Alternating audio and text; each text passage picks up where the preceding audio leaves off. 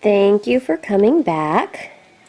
This particular tutorial is going to be the last of the S'mores series. So we're going to get started. What you need for those is actually two finished graham crackers that are the same size. These are from the graham cracker tutorial, but you want them cooked and baked. Next thing you're going to need is some flattened Primo in the burnt umber color or a chocolatey color in your clay. And what I do is I roll it flat, and I go ahead and put my square on my clay, and I cut just a little bit shorter.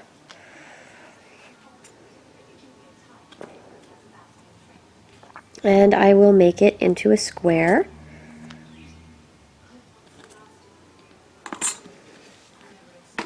So here you have a square. I'm going to do the chocolate in front of you. This is the exact same way I do the chocolate, the bigger chocolate squares, charms, but so here we go. Oopsies. It's harder to do in your finger. It's much easier to do on the table. But I wanted you to see the order I do this in.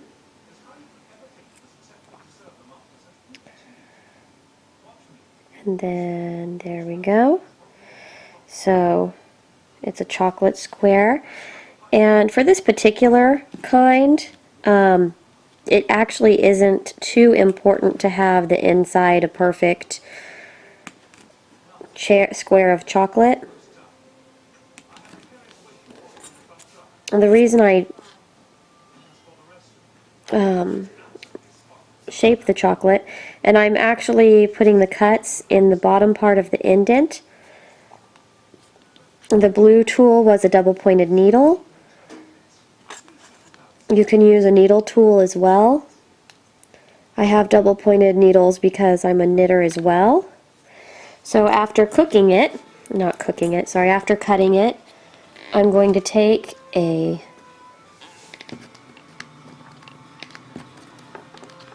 I go ahead and I take a toothpick, I dip it in some TLS, and I put it on the bottom very thinly of the graham cracker, and then I put my chocolate in and I bake it. Okay, so here we are. I have my graham cracker and I have a baked chocolate square. Now I'm going to do the marshmallow. The marshmallow is white and it is just a ball. This is actually a 1/2 inch across if you were to measure it, and this graham cracker is 3/4 of an inch, with the chocolate being just a little bit smaller. I'm going to take that safety pin again, not safety pin, the toothpick, and I'm painting a little bit of the TLS onto the very center portion of my chocolate, and then into the center portion of my graham cracker, my other one that's finished. From here we take that and I smash down a little bit and I line up.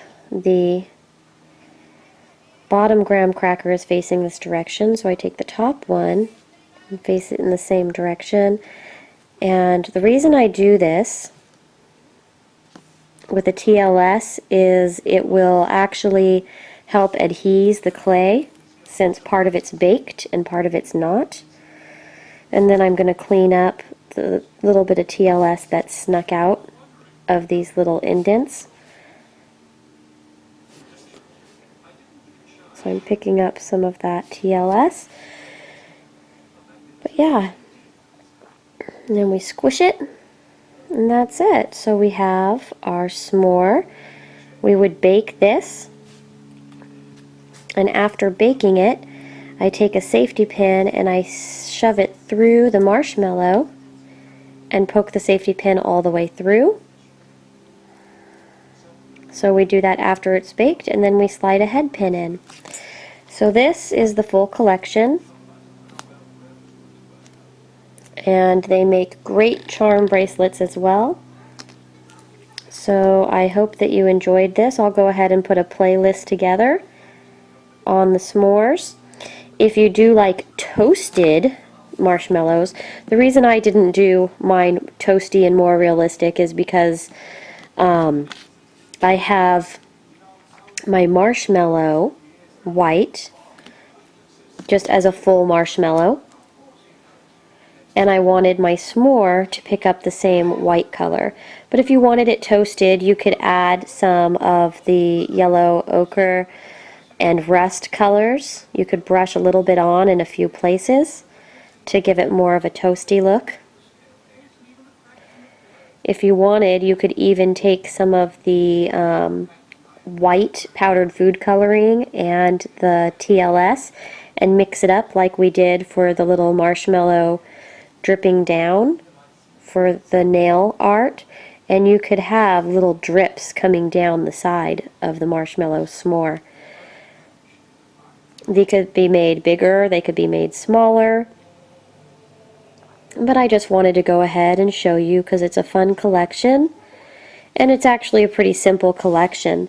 All of these are very beginning level projects, so you don't need any real special tools. You can roll this out flat with a roller rather than running it through a pasta machine. The marshmallow was only white primo and flour or cornstarch, and then of course the graham cracker was ecru primo.